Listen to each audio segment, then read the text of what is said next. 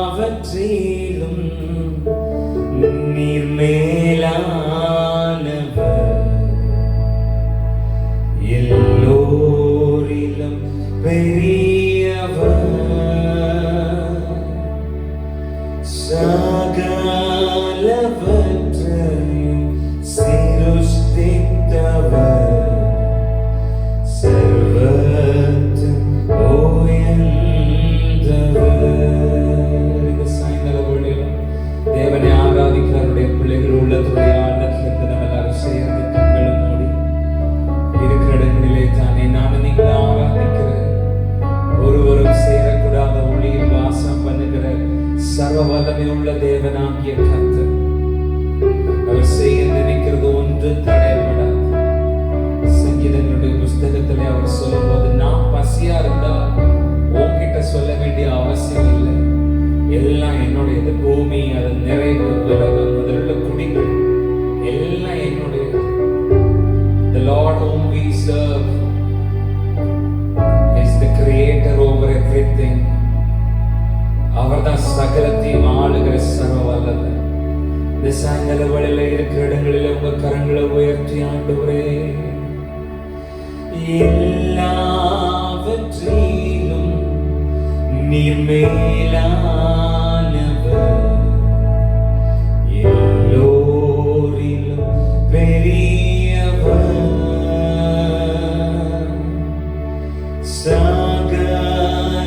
சகலவற்றையும் சிருஷ்டித்தவர், சர்வத்தில் உயர்ந்தவர். சொல்ல எல்லாவற்றிலும் நீர் மேலானவர், எல்லோரிலும் பெரியவர், சகலவற்றையும் சிருஷ்டித்தவர், சர்வத்தில் உயர்ந்தவர். உம்மை போல் வேறொரு தேவனில்லை, நீரே நீர் மாத்திரமே. உம்மை போல் வேறொரு தேவனில்லை, நீரே நீர் மாத்திரமே.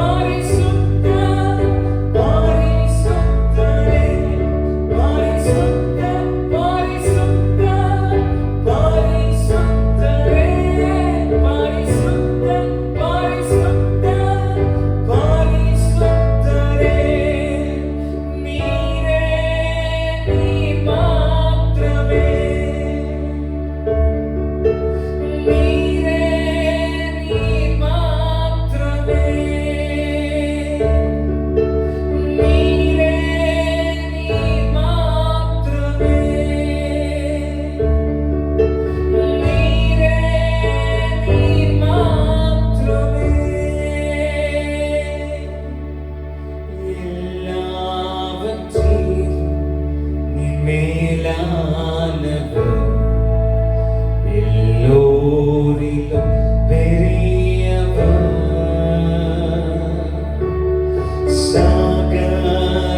சகலவற்றையும் சிருஷ்டித்தவர், சர்வத்தில் உயர்ந்தவர்.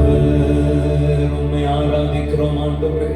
எல்லாவற்றிலும் மேலானவர், எல்லாரிலும் பெரியவர், எல்லா அதிகாரத்திற்கும் சொந்தக்காரர், இந்த சர்வ பூமிக்கும் ஆண்டவராக உடைய அன்பின் ஆண்டின் இந்த கரங்களிலே இந்த ஆராதனை சமர்ப்பிக்கிறோம் ஆண்டவரே. ஆராதிக்கிறோம் பிள்ளைகள் ஒவ்வொருவர் மத்தியிலுடைய பிரசன்னம் அளவில்லாமல் கடந்து வரட்டும். கட்டுண்டவர்களை விடுதலையாக்குகிறோம், அபிஷேகம் இறங்கி வரட்டும். துதிக்கும் போதே ஆண்டவரே அவருடைய சங்கிலிகள் முறிந்து போகத்தக்கதாய் தேவனுடைய அபிஷேகம் சம்பூர்ணமாய் எங்களை ஆளுகை செய்யும்படியாய் ஜெபிக்கிறோம். தொடர்ந்து உடைய பிரசன்னத்திலே எங்களை சமர்ப்பிக்கிறோம். இயேசுவின் இன்ப நாமத்தில் ஜெபிக்கிறோம் பிதாவே. ஆமென், ஆமென். Hallelujah. Praise the Lord. ஸ்தோத்திரம். நம்ம எல்லாரும் சேர்ந்து சில பாடல்களை பாடி ஆண்டவரை ஆராதிக்கலாம். அற்புதர் அற்புதர் இயேசு அற்புதர், அண்டினோர் வாழ்வை இன்பமாய் மாற்றம் இயேசு. ஒரு சமயம் எனக்கு தெரிந்த ஒருத்தங்க என்னோட கூட பேசும்போது சொன்னாங்க, ஒரு பெரிய ஸ்ட்ராங்கான ஒரு ஹிந்து ஃபேமிலியோட பேக்ரவுண்ட்ல உங்களோட அப்பா RSSல எல்லாம் இருந்தாங்க. அங்கெல்லாம் என்ன இல்லைன்னு, நம்ம மதத்துல என்ன இல்லைன்னு நீ சர்ச்சுக்கு போற, நீ இயேசுவை கும்பிடுற அப்படின்னு ஒரு விஷயம் என்ன கேட்டாங்க. அப்போ எனக்கு அவ்வளோ பதில் சொல்ல தெரியல. ஆனா இப்போ என்னால உறுதியா ஒரு விஷயம் சொல்ல முடியும். அடிக்கடி சொல்ற மாதிரி, நான் ஒரு உத்தரவாதம் உள்ள ஒரு தெய்வத்தை ஆராதிக்கிறாங்க. அங்க என்ன இல்லைன்னு இங்க அப்படி என்ன இங்க ஸ்பெஷல் அப்படின்னு கேட்டா என்னால ஒண்ணு சொல்ல முடியும். நான் ஒரு உத்தரவாதம் உள்ள தெய்வத்தை ஆராதிக்கிறேன். நான் அழும்போது எனக்காக வேதனைப்பட்டு என் பக்கத்துல என் கண்ணீரை மாற்றி எனக்கு சந்தோஷத்தை கொடுக்கிற ஒரு தெய்வத்தை நான் ஆராதிக்கிறேன். நான் எதையுமே அவருக்கு செலுத்த முடியாத போதும் உள்ளபடியே என்னை ஏற்றுக்கொண்டு எனக்காக எதையும் செய்கிற ஒரு நல்ல தேவன். எத்தனை பேர் அப்படியே சொல்றீங்க? அந்த தேவனை அண்டிக் கொண்ட எனக்கு எப்போதும் பாக்கியம். ஹல்லேலூயா, ஆராதிக்கலாம். ஹல்லேலூயா.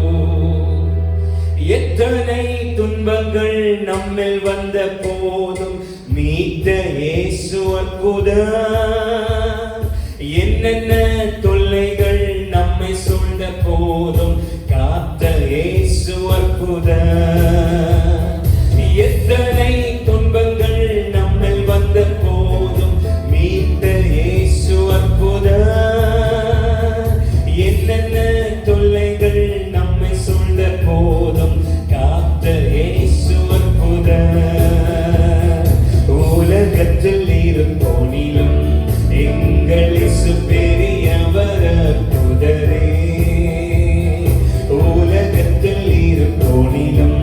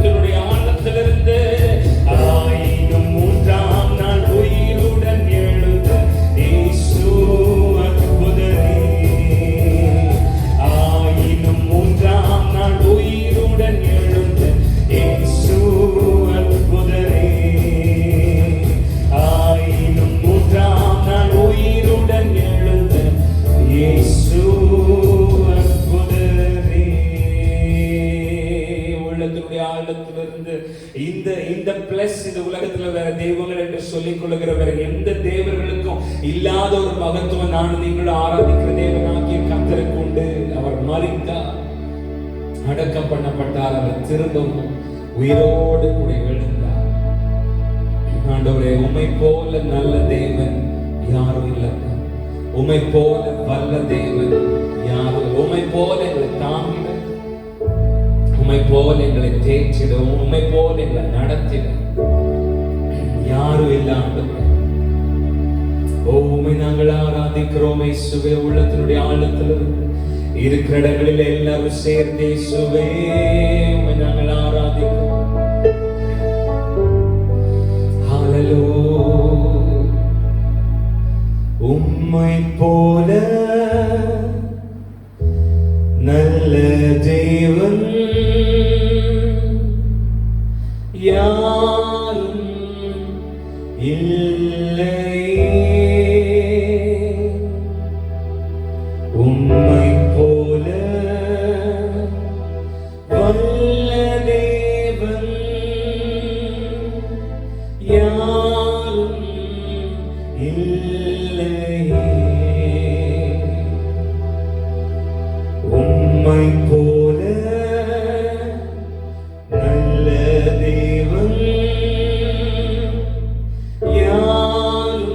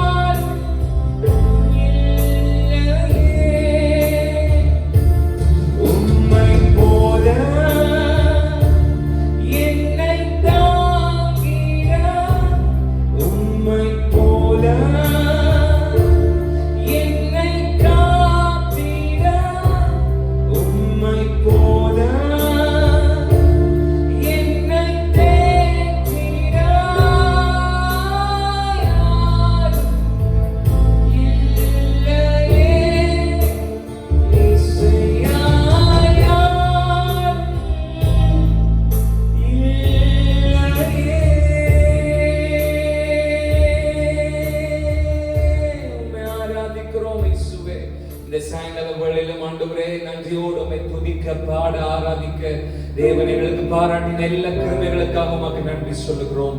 தொடர்ந்து உடைய சமூகம், உடைய பிரசன்னம் எங்களோடு கூட இருந்து எங்களை நடத்துவதாக இயேசுவின் நாமத்தில் பிதாவே, ஆமென்.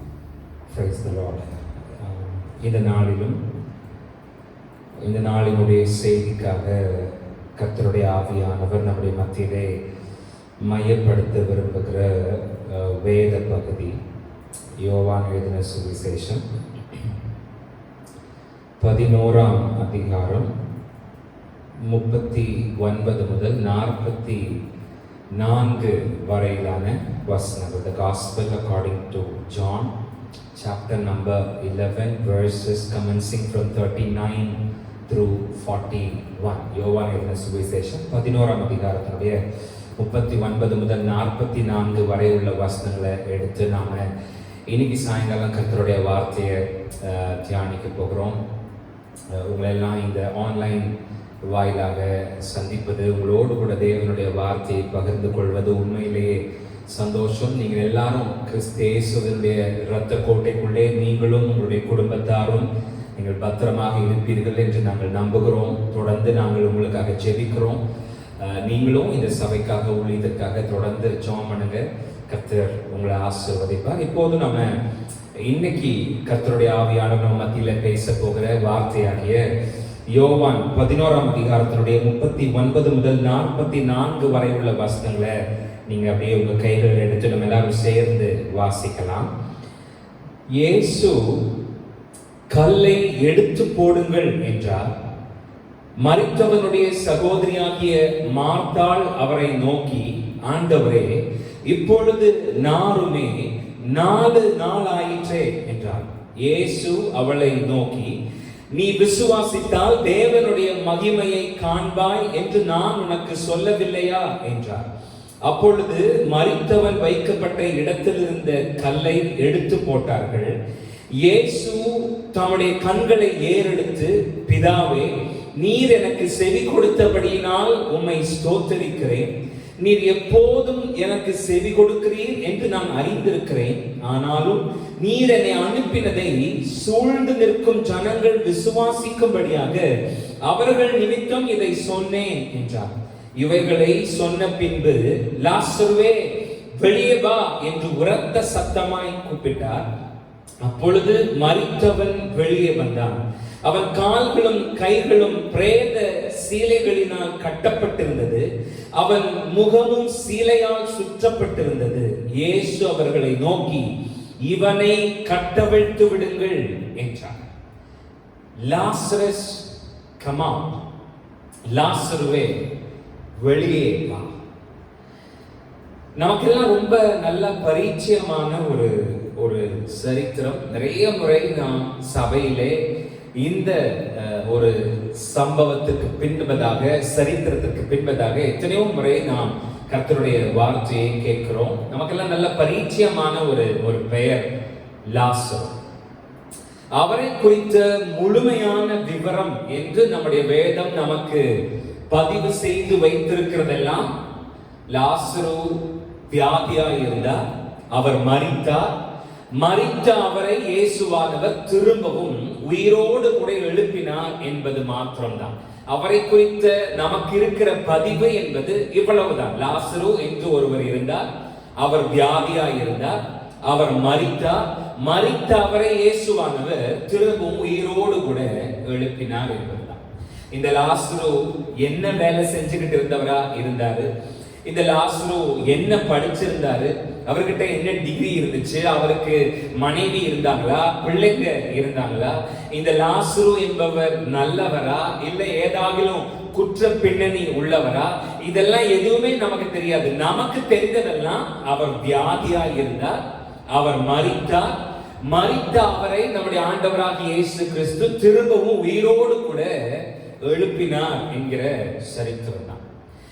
இந்த லாசருவை குறித்து யோவான் எழுதின சுவிசேஷத்திலே மாத்திரம்தான் எழுதப்பட்டிருக்கிறது. விசேஷமாக யோவான் 11ஆம் மற்றும் 12ஆம் அதிகாரத்திலே மாத்திரம்தான் இந்த லாசரு வருகிறார். இந்த 2 அதிகாரத்திலேயும் இந்த 2 அதிகாரத்திலே தான் லாசரு வருகிறார். இந்த 2 அதிகாரத்திலையுமே இந்த லாசரு பேசின வார்த்தை என்று ஒரு வார்த்தை கூட வேதத்திலே குறிப்பிடப்படவில்லை, பதியப்படவில்லை. நமக்கு தெரிந்ததெல்லாம் இந்த லாசரு வியாதியா இருந்தார், அவர் மரித்தார், மரித்த அவரை இயேசுவானவர் உயிரோடு கூட எழுப்பினார் என்பது மாத்திரம்தான். இந்த லாசரு அவர் எழுதின புஸ்தகங்கள் என்றோ அவர் பேசின தீர்க்க தரிசன வார்த்தைகள் என்றோ ஒன்றும் நம்முடைய வேதத்திலே பதிவு செய்யப்பட்டு நம்முடைய கைகளிலே கொடுக்கப்படவில்லை. என்றாலும் அவரை குறித்த ஒரு நீளமான ஒரு பதிவு, கிட்டத்தட்ட ஒரு 14 வசனங்கள் அவரை குறித்து, அவருடைய வாழ்க்கையில நடந்த ஒரு சம்பவத்தை குறித்து தொடர்ந்தேச்சியாக ஒரு 14 வசனங்கள் என்கிற அளவுக்கு வேதத்திலே அவரை குறித்து எழுதப்பட்டிருக்கிறது என்றார். நான் ஏன் இதெல்லாம் சொன்னேன்னா, இந்த லாசரு என்கிறவர் யார், அவருடைய பின்னணி என்ன, எதுவுமே நமக்கு பதிவு செய்யப்படலை. அவர் எழுதின புஸ்தகங்கள் என்று எந்த புத்தகமும் வேதத்திலே இணைக்கப்படலை. அவர் பேசின தீர்க்க தரிசன வார்த்தைகள் என்று ஒன்றுமே வேதத்திலே குறிப்பிடப்படவில்லை. அவர் தந்த வெளிப்பாடு, பரலோகத்தை குறித்து, கிறிஸ்துவை குறித்து விசேஷமான ஏதாவது வெளிப்பாட்டை லாசரு பேசினார், சொன்னார் என்று எந்த பதிவும் நம்முடைய வேதத்திலே இல்லை. என்றாலும் ஒரு 44 வசனங்கள் என்கிற அளவிற்கு, கிட்டத்தட்ட 44 வசனங்கள் என்கிற அளவிற்கு இந்த லாசருவை குறித்து நம்முடைய வேதத்திலே எழுதப்பட்டிருக்கிறது என்றால், அவரையும் அவருடைய சூழ்நிலையும் வைத்து தன்னுடைய பிள்ளைகளுக்கு, தன்னை விசுவாசிக்கிறவர்களுக்கு நம்முடைய தேவனாகிய கர்த்தர் ஏதோ ஒரு செய்தியை சொல்ல விளைகிறார் என்பதுதான் அர்த்தம். எத்தனை பேர் ஆமென் சொல்றேன்? நம்முடைய ஆண்டவராகிய இயேசு கிறிஸ்து தன்னுடைய கல்வாரி பயணத்தினுடைய துவக்கத்திற்கு முன்பதாக இந்த லாசருவினுடைய கல்லறை வரைக்கும் கடந்து வந்து மரித்தவனை உயிரோடு கூட எழுப்பி வாழ்க்கைக்கு பிறகும் ஒரு வாழ்க்கை இருக்கிறது என்பதை நமக்கு காட்டி கொடுக்கிறார். There is still a life after life. ஆண்டவராகிய இயேசு கிறிஸ்து இன்னும் சில நாட்களிலே அவர் கல்வாரி பயணத்தை துவங்க போகிறார். கல்வாரி மாமலையிலே கோர பயங்கரமாக இந்த முழு உலகத்தினுடைய ஜனத்தினுடைய பாவங்களுக்காகவும் மரிக்க போகிறார். அதற்கு சில நாட்களுக்கு முன்பதாக இயேசு கிறிஸ்து இந்த லாசருடைய கல்லறை வரைக்கும் கடந்து வந்து மரித்த அவனை உயிரோடு கூட எழுப்பி வாழ்க்கைக்கு பிறகும் ஒரு வாழ்க்கை இருக்கிறது என்பதை நமக்கு காட்டி கொடுக்கிறார். சூழ்நிலைகளுக்கு மேல் ஒரு சுதந்திரம் இருக்கிறது என்பதை நமக்கு புரிய வைக்கிறார். சூழ்நிலைகளை எல்லாம் தாண்டியும் நம்மால் சாதித்து எழும்ப முடியும் என்பதை நமக்கு தெரிய வைக்கிறார். நம்முடைய சூழ்நிலைகளுக்கு மேல் இருக்கிற சர்வ வல்லவருடைய சக்தியை இந்த லாசருவினுடைய உயிர்த்தெழுதல் மூலமாய் நம்முடைய தேவனாகிய கர்த்தர் நமக்கு புரிய வைக்கிறார். நான் மறுபடியும் சொல்றேன், நம்முடைய சூழ்நிலைகளுக்கு மேல் இருக்கிற சர்வ வல்லவருடைய சக்தி, power over our conditions, power over our situations, power over our problems, நம்முடைய சூழ்நிலைகளுக்கு மேல் இருக்கிற சர்வ வல்லவருடைய சக்தியை இந்த சரித்திரத்திலே தேவன் நமக்கு புரிய வைக்கிறார்.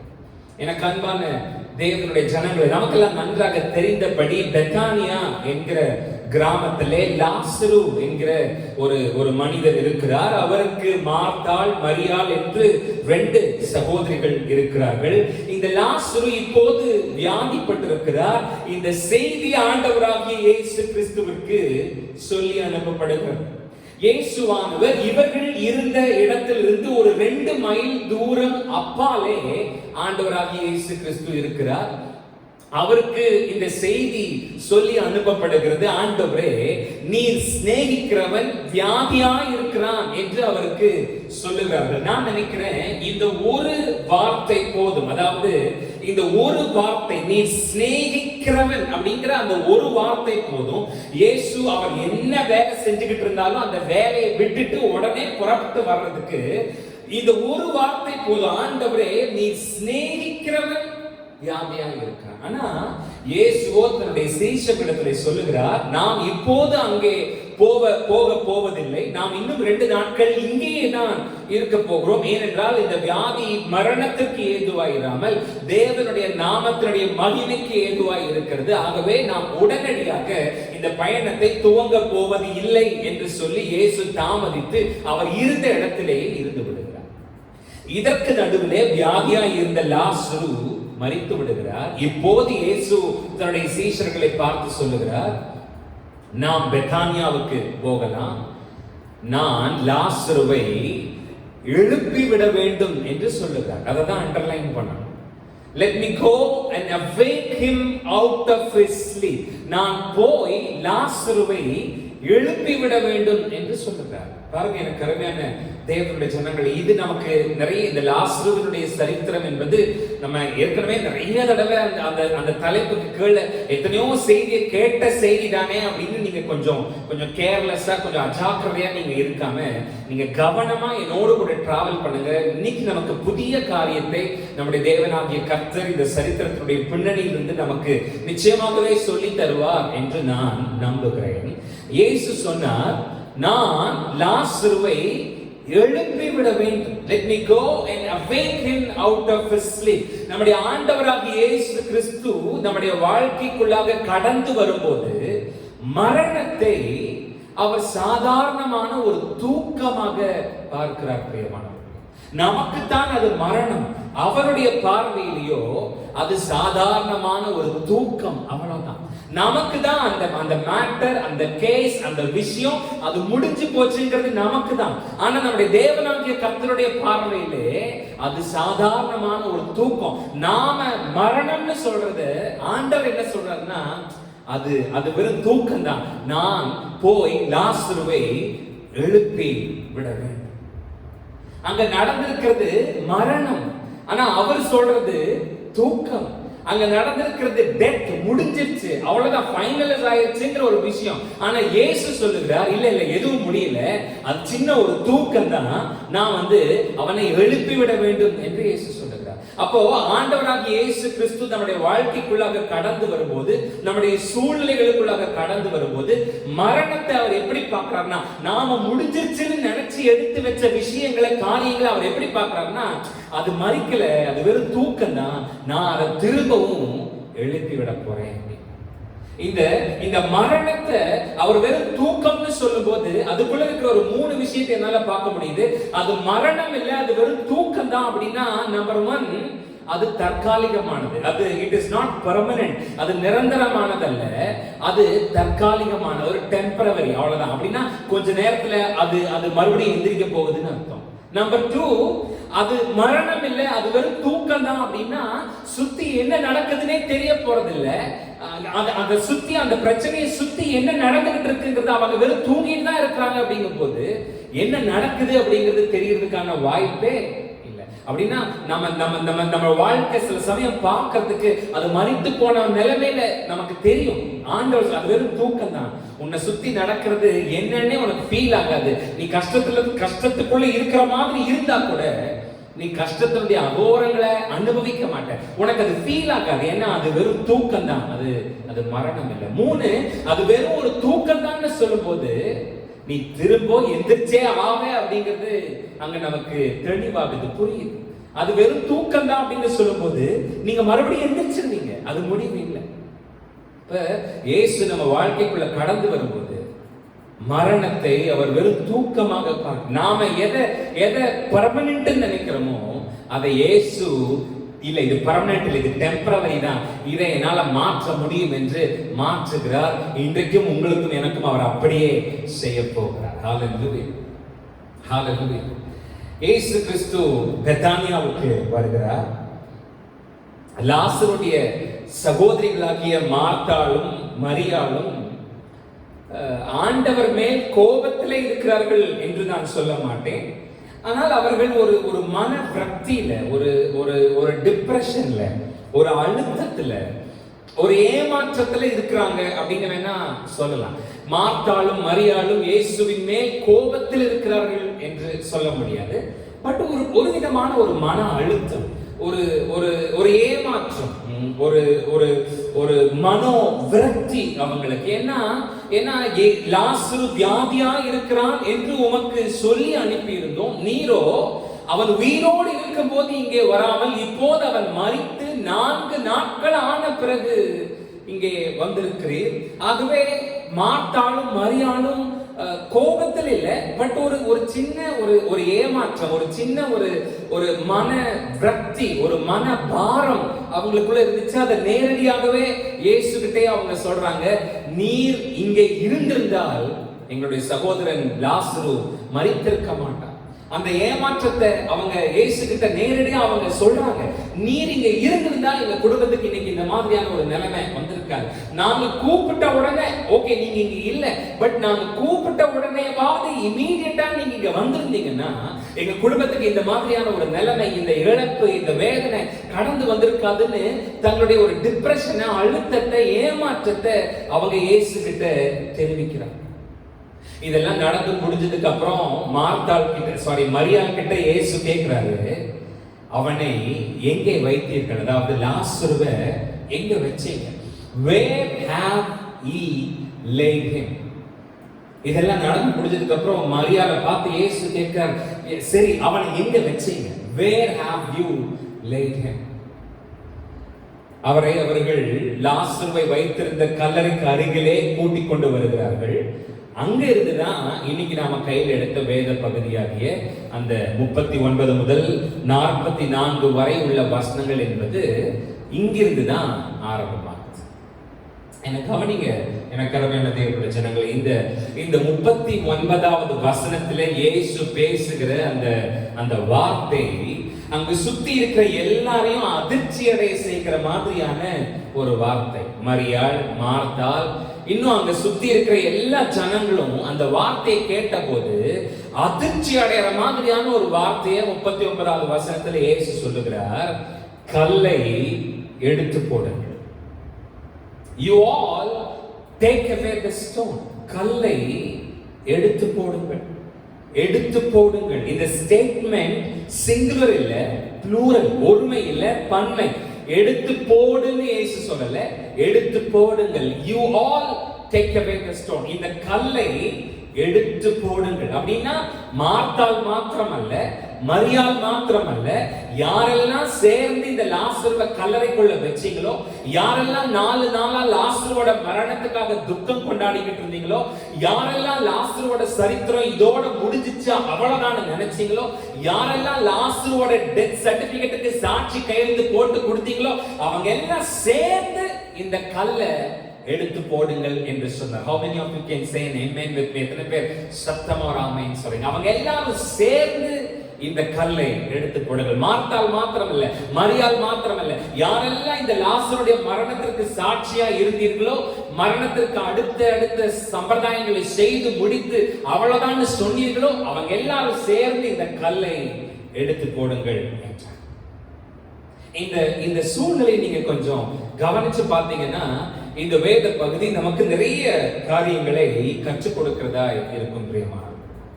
விசேஷமா இந்த கல்லை எடுத்து போடுங்கள் என்று இயேசு சொன்ன அந்த ஸ்டேட்மெண்ட், அந்த ஒரு வார்த்தையை, அந்த ஒரு ஸ்டேட்மெண்ட்டை மாத்திரமே நம்ம எடுத்து தியானிச்சோம்னு சொன்னா நிறைய விஷயங்களை நமக்கு அது கற்றுக் கொடுக்கிறதா இருக்கு. கொஞ்சம் யோசித்து பாருங்க. இயேசு சொல்லுகிறார், இந்த கல்லை எடுத்து போடுங்கள். மார்த்தாளும் மரியாளும் ஏற்கனவே ஒரு பெரிய டிப்ரெஷன்ல, மன அழுத்தத்துல, மன விரக்தியில இருக்கிறாங்க. அதை அவங்க வெளிப்படுத்தவும் செஞ்சாங்க. ஆண்டவரே, நீர் இங்கே இருந்திருந்தால் எங்களுடைய சகோதரன் மரித்திருக்க மாட்டான். நாங்கள் சொன்ன உடனேயே நீர் இங்கே வந்திருந்தாலும் எங்களுடைய சகோதரனை நாங்கள் இழந்திருக்க மாட்டோம் என்று தங்களுடைய விரக்திய, டிப்ரெஷனை, அழுத்தத்தை அவர்கள் இயேசுவிற்கு அப்போதுதான் தெரிவித்து முடித்திருக்கிறார்கள். ஆண்டவரே, நீங்க எங்களை ஏமாத்திட்டீங்க, நாங்க நீங்க வருவீங்கன்னு எதிர்பார்த்தோம், அதனாலதான் நீ சிநேகிக்கிறவன் வியாதியா இருக்கிறான் என்று உமக்கு சொல்லி அனுப்பினோம். அந்த செய்தியை கேட்ட உடனே நீர் வருவீர் என்று நினைச்சோம். நாங்க ஜெபிச்ச உடனே, நாங்க கூப்பிட்ட உடனே, நாங்க ஆராதிச்ச உடனே, நாங்க துதிச்ச உடனே நீர் வந்துருவீர்னு நாங்க எதிர்பார்த்தோம், நீர் வரல, ஏமாத்திட்டீங்க அப்படின்னு தன்னுடைய மன விரக்திய, அழுத்தத்தை, டிப்ரெஷனை அப்பதான் பதிவு பண்றாங்க இயேசு கிட்ட. அவங்க பதிவு பண்ணி முடிச்ச உடனே இயேசு சொல்றாரு, அவங்களை கூட்டிட்டு வந்து இந்த கல்லை எடுத்து போடு. நீங்க அவங்களுடைய மன அழுத்தத்தை அவங்க பதிவு பண்ணினாங்க அப்படின்னு நான் சொல்லும் போது, அவங்க 2 பேரும் அவங்களோட அவிசுவாசத்தை வெளிப்படுத்தல. இயேசு மேல எங்களுக்கு நம்பிக்கை இல்லை, இந்த இயேசு வல்லமை இல்லாதவர், இந்த இயேசு நம்பத்தக்கவர் இல்ல, அவரை யாரும் நம்பாதீங்க அப்படியெல்லாம் அவங்க மார்த்தாலும் மரியாலும் அவங்களோட அவிசுவாசத்தை வெளிப்படுத்தல. அவங்களோட ஒரு மன அழுத்தத்தை மாத்திரம் தான் சொல்றாங்க. ஆண்டவரே, நீங்க இங்க இருந்திருந்தீங்கன்னா இப்படி நடந்திருக்க, நாங்க சொன்ன உடனே, நாங்க கூப்பிட்ட உடனே நீர் இங்கே வந்திருந்தால் லாசரு மரித்திருக்க மாட்டார். அவர்கள் இயேசுவின் மீது அவர்களுக்கு ஏதோ அவிசுவாசம் வந்ததை போல அவர்கள் காட்டிக்கொள்ளவில்லை. ஒரு அழுத்தத்தை, ஒரு டிப்ரெஷனை சொல்றாங்க. ஆண்டவரே, நாங்க சொன்ன உடனே நீர் இங்க வந்திருந்திருந்தீர்னா, நாங்க கூப்பிட்ட உடனே நீர் வந்திருந்திருந்தீர்னா, நாங்க ஜெபிச்ச உடனே நீர் எங்களுக்காக நீங்க செயல்பட தொடங்கி இருந்தீர்னா இப்படி ஆயிருந்திருக்காதா?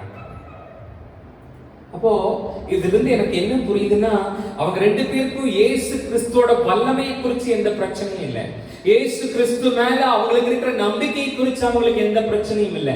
அதை குறித்து அவங்க வருத்தப்படல, அதை குறித்து அவங்க விரக்தி அடையல. அவங்க வருத்தப்பட்டதெல்லாம், அவங்க விரக்தி அடைஞ்சதெல்லாம் அவரோட சித்தம் தாமதமா சேர்ந்த அவருடைய சித்தத்தை தான் அவங்க வருத்தப்படுறாங்களே ஒழிய, விரக்தி அடைகிறாங்களே ஒழிய, இயேசுவை பத்தியோ அவருடைய வல்லமையை பத்தியோ அவர் மேல அவங்களுக்கு இருக்கிற நம்பிக்கையை பத்தியோ அவங்களுக்கு எந்த விதமான ஒரு கவலையும் விரக்தியும் போராட்டமும் இல்லை. அவங்க ரெண்டு பேரும் வருத்தப்பட்டது, விரக்தி அடைஞ்சது இயேசு தாமதமாக அந்த சூழ்நிலைக்கு சேர்ந்து விட்டாரே அப்படிங்கிறதானே ஒழிய அவங்களுக்கு இயேசு மேல எந்த சந்தேகமும் இல்லை. அததான் அவங்க வெளிப்படுத்துறாங்க. நீர் இங்க இருந்திருந்தா எங்களுக்கு இப்படி ஆயிருக்காங்க. எனக்கு அருமையான தேவனுடைய ஜனங்களே, இன்னைக்கு நீங்க என்ன நிலைமையில இருக்கிறீங்களோ எனக்கு தெரியாது. இயேசு மேல எனக்கு எந்த வருத்தமும் இல்லை பிரதர். அவருக்கு வல்லமை இருக்குன்னு நான் இப்போ நம்புறேன். ஆனா நான் கூப்பிட்ட போது, நான் கேட்ட போது, நான் எதிர்பார்த்த அந்த நேரத்துல அவர் வரல, அவர் செயல்படல. இப்போ அந்த காரியம் முடிஞ்சே போச்சு. அதுதான் எனக்கு மன பாரமாவும் மன அழுத்தமாவும் இருக்கு பிரதர்னு ஒருவேளை நீங்க சொல்றீங்களா? எனக்கு அவர் மேல இப்போ இயேசுவை விசுவாசிக்கிற பிரதர், எனக்கு இயேசு மேல எந்த வருத்தமும் இல்லை. அவர் மேல எனக்கு அவிசுவாசம் எல்லாம் எதுவும் இல்லை. ஆனா நான் கூப்பிட்ட போது, நான் தேடின போது, நான் எதிர்பார்த்த அந்த நேரத்துல, நான் எதிர்பார்த்த அந்த விதத்துல அவர் பிரசன்ட் ஆகாம இருந்ததுதான் எனக்கு கொஞ்சம் மனசுக்கு கவலையா, வருத்தமா, ஒரு பாரமா, அழுத்தமா எனக்குள்ள என்ன போட்டு அதை அழுத்திக்கிட்டு இருக்கு பிரதர்னு நீங்க சொன்னீங்கன்னா, கர்த்தருடைய ஆவியானவர் சொல்றதை நான் உங்களுக்கு சொல்றேன். நீங்களும் நானும் காலத்தினுடைய அளவுகளுக்கு உட்பட்டு செயல்படுகிறோம் என்று சொன்னால், நாம் ஆராதிக்கிற நம்முடைய தேவனாகிய கர்த்தரோ காலத்தினுடைய அளவுகளுக்கெல்லாம் வெளியே நித்தியத்திலே நின்று செயல்படுகிறார் என்பதை நான் நீங்களும் மறந்து போய்விடக் கூடாது. கால அளவுகளுக்கெல்லாம் அப்பால் நின்று செயல்பட்டுக் கொண்டிருக்கிற நம்முடைய தேவனாகிய கர்த்தர் குறிப்பிட்ட அந்த காரியத்து மேல அவர் என்ன செய்துகிட்டு இருக்காருங்கிறது உங்களுக்கும் எனக்கும் தெரியல. அப்படிங்கிறதுனால அவர் செயல்படாமலேயே அர்த்தம் இல்லை. பேக் டு தி ஸ்டேஜ்ல அவர் உங்களுக்காக எனக்காக செயல்பட்டு கொண்டுதான் இருக்கிறார். பிரியமானவர்களே, எத்தனை பேர் அந்த வார்த்தைக்கு ஒரு ஹalleluya சொல்லுங்க? அவர் நாம கூப்பிட்ட உடனே, நாம எதிர்பார்த்த விதத்துல, நாம நினைச்ச விதத்துல அவர் வரல அப்படிங்கிறதுனால அவர் நமக்காக அந்த காரியத்து மேல செயல்படலைன்னு அர்த்தம் இல்லை. நான் நீங்களும் காலத்தினுடைய அளவுகளுக்கு உட்பட்டு இருக்கும் போது நாம் ஆராதிக்கிறவர் அதற்கெல்லாம் வெளியே நின்று செயல்படுகிற தேவனாக இருக்கிறார். அந்த கல்லை எடுத்து போடுங்கள் என்று இயேசு சொன்ன விஷயத்திலிருந்து நிறைய காரியங்களை நம்மளால பார்க்க முடியும், புரிஞ்சுக்க முடியும்.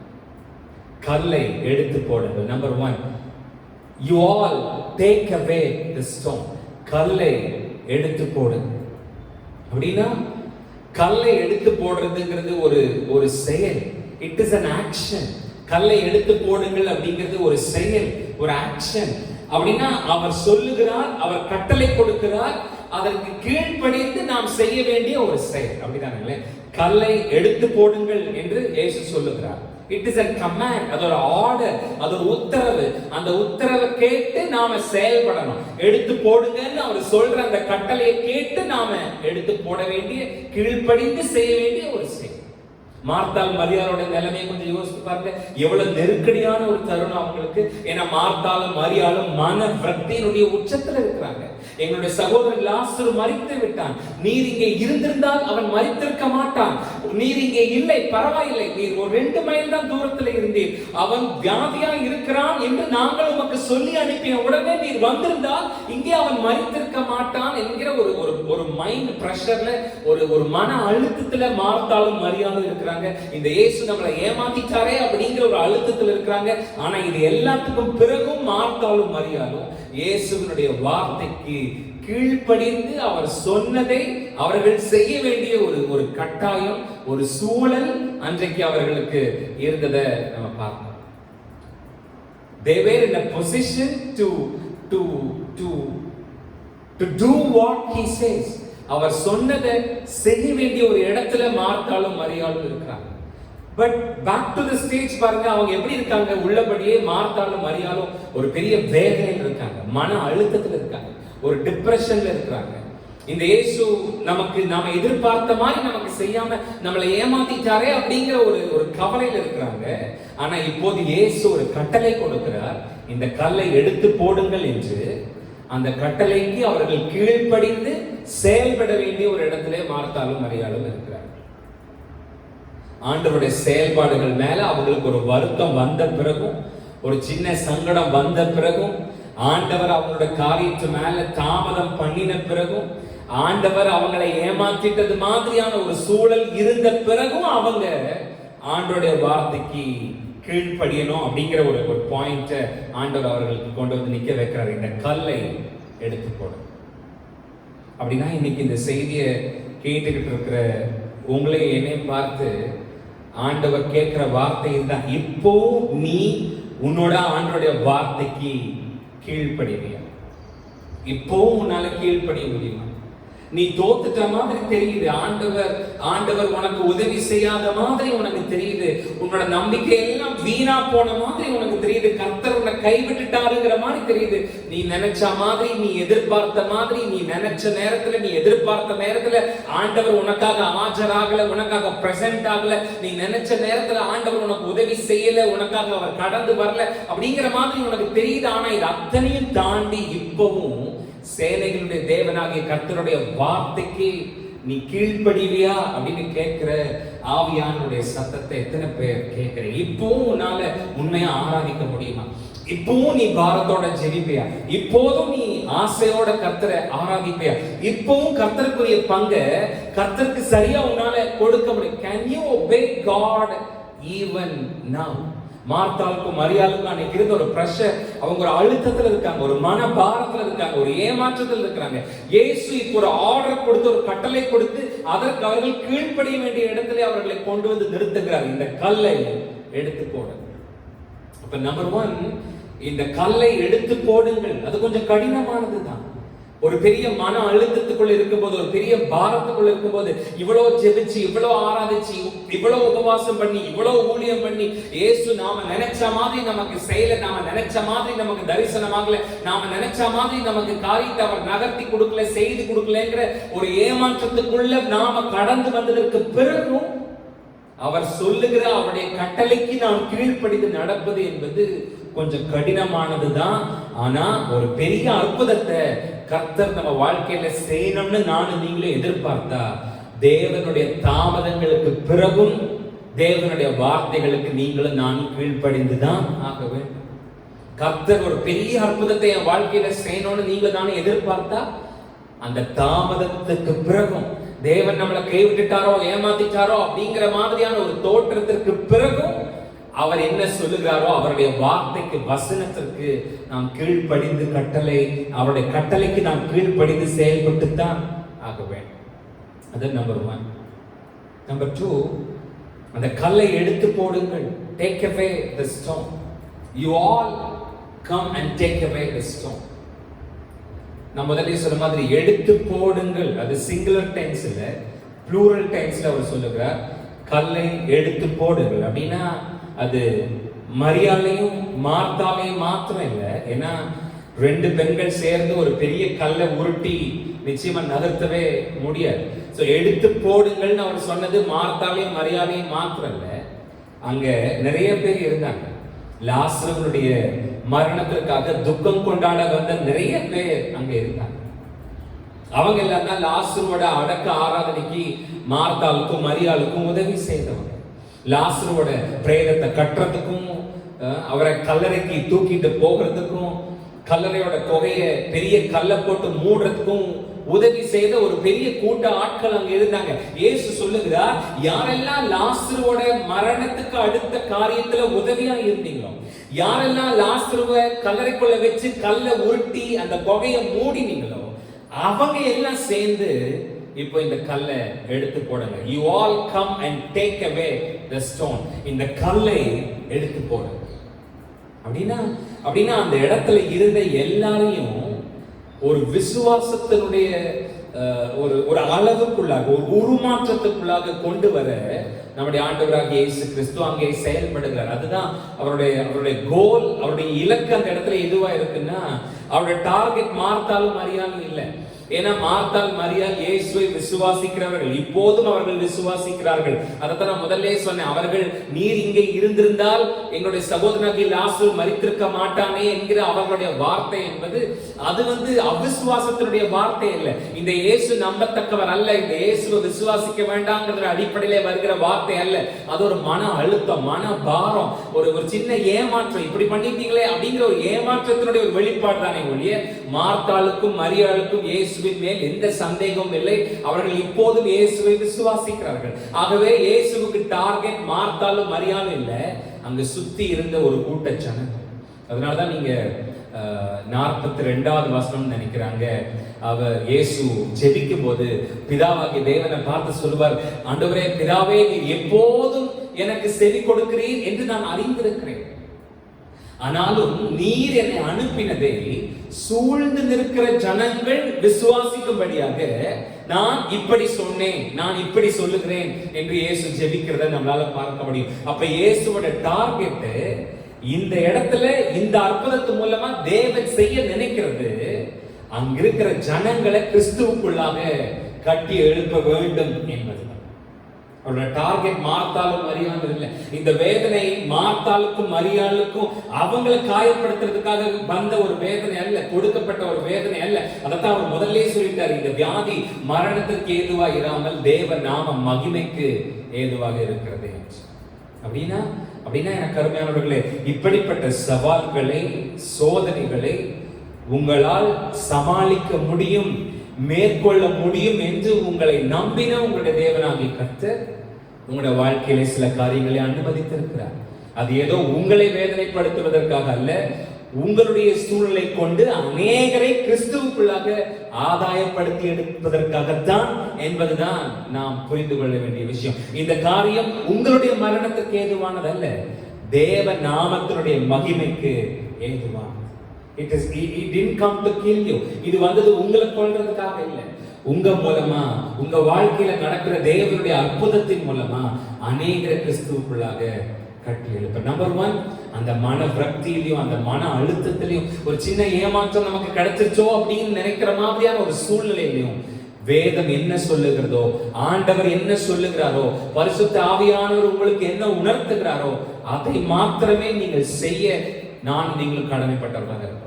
நம்பர் 2, நம்ம வாழ்க்கையில வந்திருக்கிற சில வேதனைகள், சில போராட்டங்கள், சில துன்பங்கள், இதெல்லாம் நம்மளை கொள்றதுக்காக வந்ததல்ல, நம்மை கொண்டு அநேகரை கிறிஸ்துவுக்குள்ளாக கட்டி எழுப்புவதற்காக. இது மரணத்திற்கு ஏதுவாக இராமல் தேவ நாம மகிமைக்கு ஏதுவாக.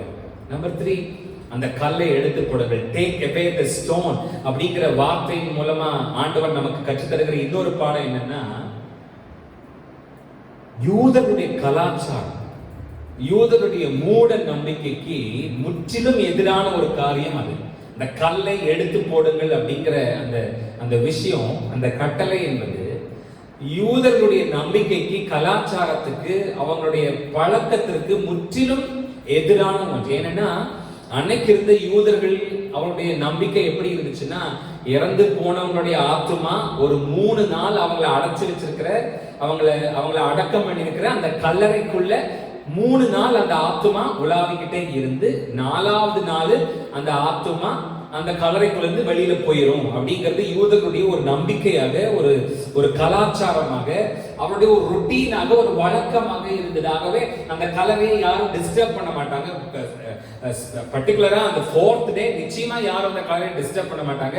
ஏன்னா 3 நாள் உள்ள இருந்த ஆத்மா 4வது நாள் டிபார்ட் ஆகி வெளியில போயிடும் அப்படிங்கிறது அவருடைய ஒரு ரொட்டீனாக, ஒரு வழக்கமாக இருந்தது. இயேசு இப்போது காலம் காலமாக அவர்களிடத்துல இருந்த நம்பிக்கையை, ஒரு வழக்கத்தை, ஒரு ரொட்டீனை, அவருடைய சடங்கை இயேசு முறிக்கிறார், உடைக்கிறார். 4வது நாள் அங்க என்ன சொல்றாரு? இந்த கல்லை எடுத்து போடு அப்படின்னா, ஆண்டவர் உங்களோட என்னோட வாழ்க்கையில ஏதாவது அற்புதம் செய்யணும்னு நானும் நீங்களும் எதிர்பார்த்தா, என்னோட உங்களோட வாழ்க்கையில இருக்கிற அந்த ரொட்டீனை, அந்த வழக்கங்களை நாம உடைச்சு மாத்தி வெளியில வரணும். வழக்கமா ஜெபிக்கிற மாதிரி, வழக்கமா ஆராதிக்கிற மாதிரி, வழக்கமா துதிக்கிற மாதிரி இல்லாம, ஆண்டவர் ஏதாவது புதுசா வித்தியாசமா நம்ம வாழ்க்கையில செய்யணும்னு நாம எதிர்பார்த்தா, நாமளும் புதுசா வித்தியாசமா எதையாவது செய்யணும். நாம செஞ்சுக்கிட்டு இருக்கிற பிசினஸ், அந்த கேரியரை, அது வழக்கமா நம்ம எப்படி செய்வோமோ அதே மாதிரி செய்யாம கொஞ்சம் வித்தியாசம். ஏன்னா ஆண்டவரை நானும் நீங்களும் ஆராதிக்கிறவரே யாருன்னு கேட்டீங்கன்னா, he is a routine breaker. அவர் வழக்கங்களை, இயல்புகளை உடைத்தெறிகிற ஆண்டவர். அதனால்தான் ஃபார் எக்ஸாம்பிள், இயேசு இந்த பூமியிலே இருந்து ஊழியம் செய்த நாட்களிலே மரித்த 3 பேரை அவர் உயிரோடு கூட எழுப்பினார். ஒன்று யவீரனுடைய மகள்.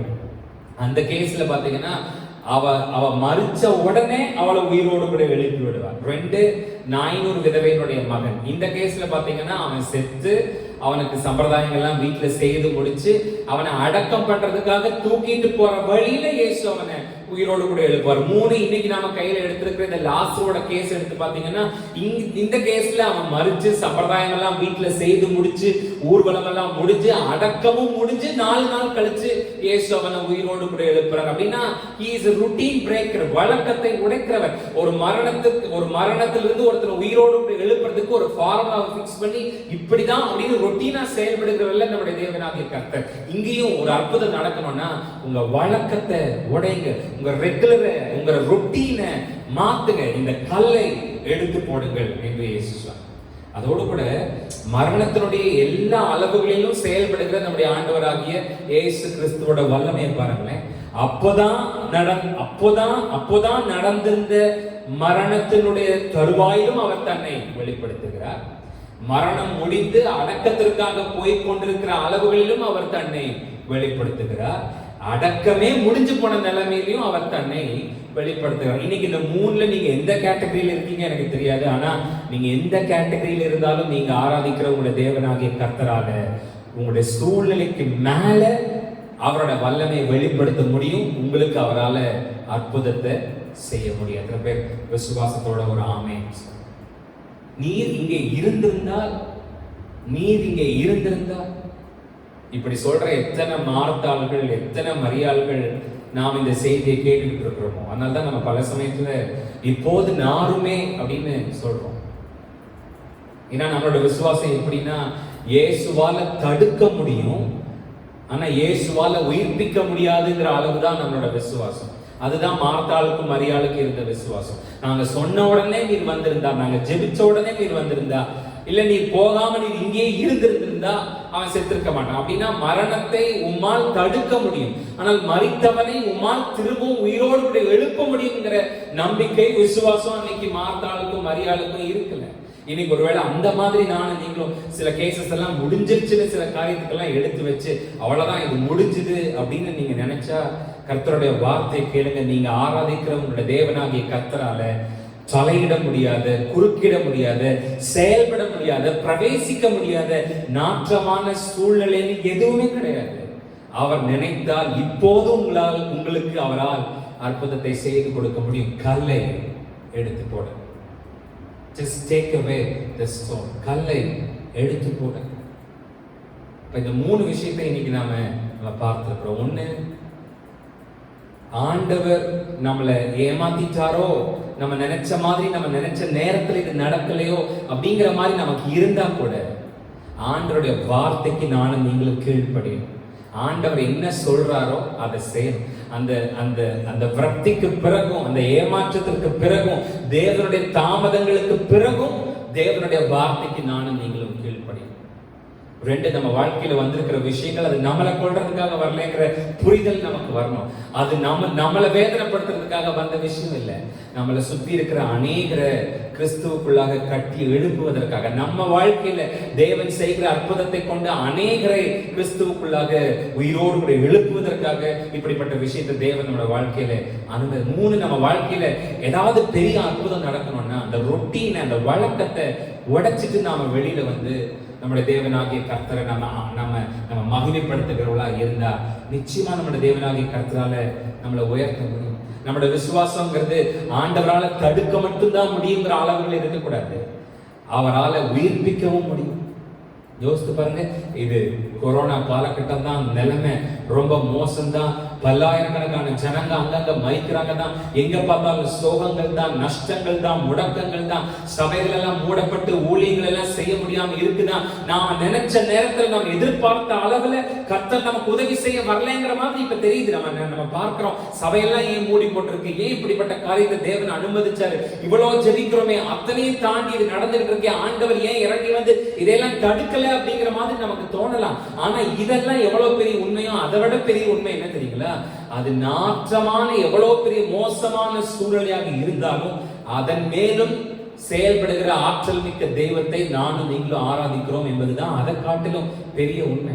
நம்ம கண்களால் இப்ப பார்க்கிற இந்த நான் நம்புறேன், வெட்டுக்கிளிகளும் பச்சை புழுக்களும் பச்சித்த வருஷங்களுடைய விளைவை நம்முடைய தேவனாகிய கர்த்தர் நமக்கு திரும்ப தரும்போது தேசம் ஆசீர்வாதமா இருக்கும். நானும் நீங்களும் செய்யற பிசினஸ் எல்லாம் ப்ராஸ்பரா இருக்கும். இதுவரைக்கும் இல்லாத அளவு கர்த்தர் நம்மை ஆசீர்வதிப்பார். ஊழியங்கள் வளர்ந்து பெருகும். கோடிக்கணக்கிலே ஆத்துமாக்கள் இயேசுவை சொந்த இரட்சகராக ஏற்றுக்கொண்டு அநேகம் சபைகள் இனி வருகிற நாட்களில் எழும்பும். அப்ப இந்த ஒரு கான்பிடன்ஸோட இன்னைக்கு ராத்திரி நாம ஜெபிக்க போறோம். நாம நினைச்சது, நாம எதிர்பார்த்தது, நாம நினைச்ச நேரத்துல எதிர்பார்த்த நேரத்துல நமக்கு நடக்கலைங்கிறதுக்காக ஆண்டவர் செயல்படலைன்னு அர்த்தம் இல்லை.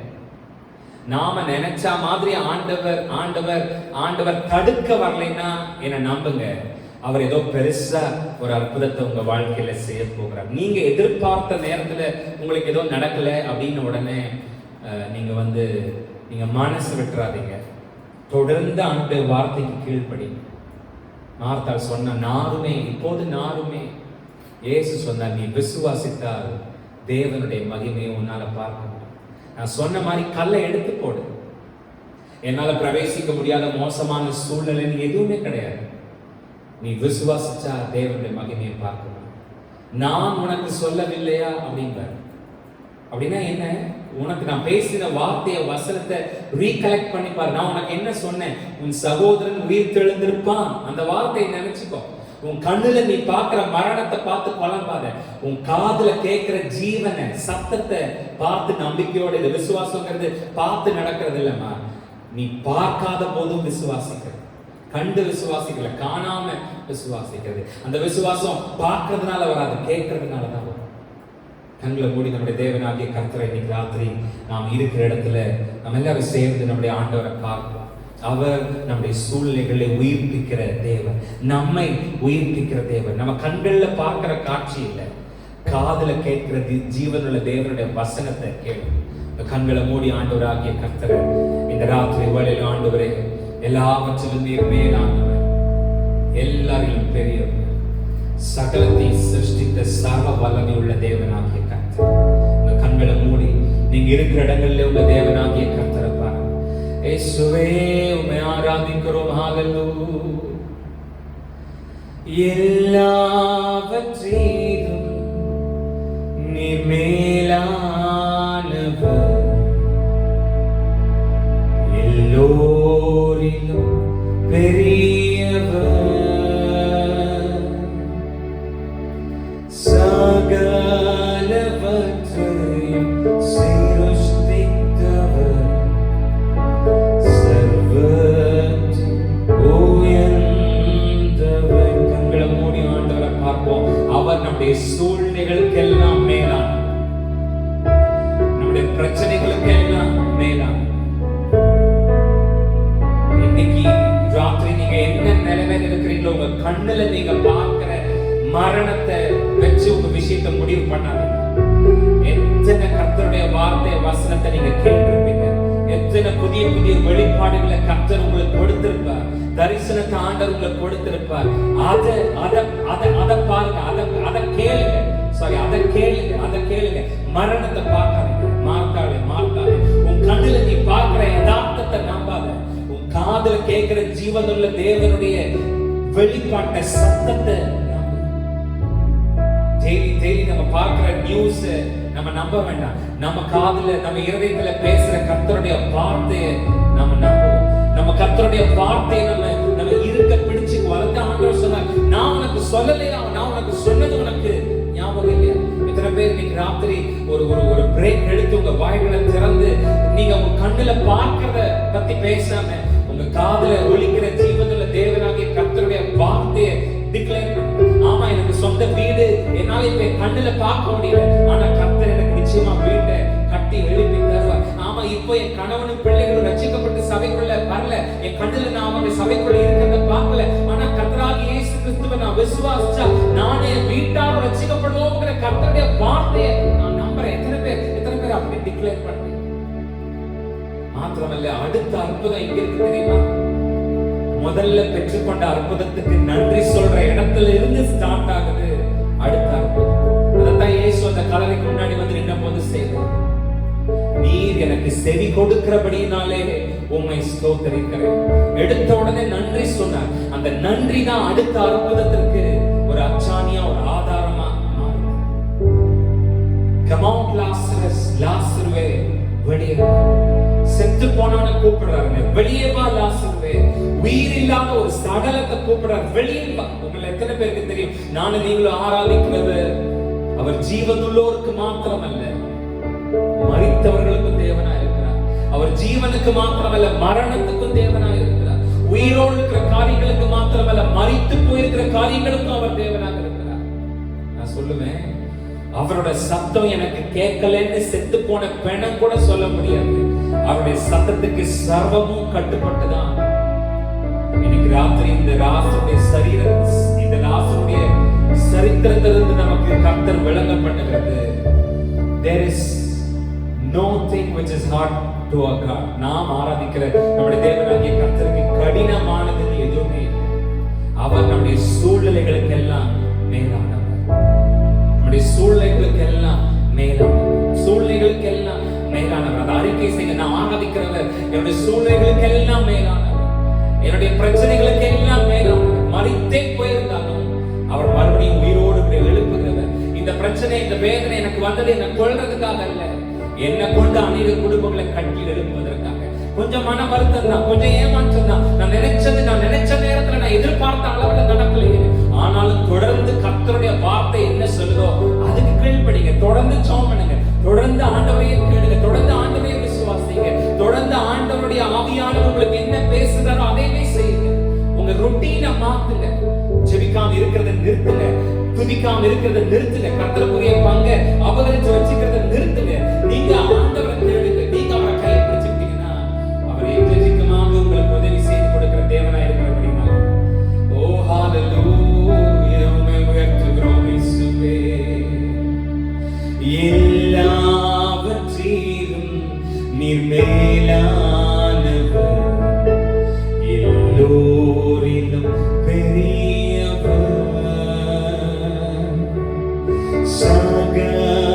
சகலவற்றையும் சிருஷ்டித்தவர், சர்வத்தில் உயர்ந்தவர். கரங்களை உயர்த்தி எல்லாவற்றிலும் நீர் மேலானவர், எல்லோரிலும் பெரியவர், சகலவற்றையும் சிருஷ்டித்தவர், சர்வத்தில் உயர்ந்தவர். நல்ல பிதாவே, ஆசீர்வதிக்கப்பட்ட இந்த நல்ல நேரத்துக்காக உம்மை நன்றியோடு கூட துதிக்கிறோம், ஸ்தோத்திரிக்கிறோம். நாங்கள் ஆராதிக்கிற எங்களுடைய தேவனாகிய கர்த்தர் நீர் எங்களுடைய சூழ்நிலைகளுக்கு எல்லாம் மேலானவர் என்பதை நாங்கள் அறிந்திருக்கிறோம். ஆண்டவரே, நாங்கள் இந்த லாசருடைய சரித்திரத்தினுடைய பின்னணியிலிருந்து நாங்கள் அறிந்து கொண்டதை போல ஆண்டவரே, நாங்கள் உம்முடைய வார்த்தைக்கு கீழ்ப்படுகிறவர்களாக இருக்க வேண்டும். அது எவ்வளவு பெரிய ஏமாற்றத்தினுடைய பாதையின் வழியாக நாங்கள் கடந்து வந்திருந்தாலும் நம்முடைய வார்த்தைக்கு நாங்கள் கீழ்ப்படிய வேண்டும். ஆண்டவரே, ஸ்தோத்திரம் அப்பா. எங்களுக்கு வந்திருக்கிற வேதனை அது எங்களை கொள்றதுக்காக வந்ததில்லை, எங்களை சுற்றி இருக்கிற அநேகரை கிறிஸ்துவுக்குள்ளாக கட்டி எழுப்பதற்காக வந்திருக்கிறது எங்கள் விசுவாசத்தோடு நீர் அனுப்பி தரப்போகிற அற்புதத்திற்காக நாங்கள் காத்திருக்க வேண்டும். எல்லா ரொட்டீனையும் நாங்கள் பிரேக் பண்ணி ஆண்டவரே புதிய புதிய வகையிலே ஆண்டவரே ஸ்தோத்திரம் நாங்கள் காரியங்களை செய்கிற புதிய இனிஷியேட்டிவ்ஸ் எடுக்கிற ஆவியான தனுகிற அனுகிரகத்தின்படி இனிஷியேட்டிவ்ஸ் எடுக்கிறவர்களாக இருக்கணும். எங்களுடைய அடுத்த அற்புதம் என்கிறது நாங்கள் ஏற்கனவே பெற்றுக்கொண்ட அற்புதத்திற்கு நாங்கள் நன்றி சொல்லி முடிக்கிற இடத்துல தான் எங்களுடைய அடுத்த அற்புதம் ஆரம்பமாகிறது. ஆகவே நாங்கள் நன்றி சொல்லுகிறதிலே நாங்கள் தரித்திரர்களாக இல்லாம உதாரணமாய் உற்சாகமாய் உம்மை துதிக்கிற ஆராதிக்கிற பிள்ளைகளாக நாங்கள் எங்களை சமர்ப்பிக்கிறோம். இந்த நாட்களிலே தேவனுடைய அனுகிரகம் எங்கள் ஒவ்வொருவரோடு கூட வார்த்தை வசனத்தை கேட்டவுடைய பிள்ளைகளோடு கூட இருப்பதாக தொடர்ந்து எங்களுடைய ஊழியர்களை சபைகளை தாங்கி நடத்துங்க. இயேசுவின் நாமத்தில் பிதாவே, ஆமென். என் ஆத்துமாவே கர்த்தரை ஸ்தோத்திரி, என் முழு உள்ளமே அவருடைய பரிசுத்த நாமத்தை ஸ்தோத்திரி. என் ஆத்துமாவே கர்த்தரை ஸ்தோத்திரி, அவர் செய்த சகல உபகாரங்களை மறவாதே. ஆமென். நம்முடைய கர்த்தராய் இருக்கிற இயேசு கிறிஸ்துவனுடைய கிருபையும் பிதாவாகிய தேவனுடைய அன்பும் பரிசுத்த ஆவியானவருடைய அந்யோன்ய ஐக்கியங்களும் வல்லமைகளும் வரங்களும் இன்றும் என்றும் சதா காலங்களிலும் நம் அனைவரோடும் கூட இருப்பதாக. ஆமென். God bless you.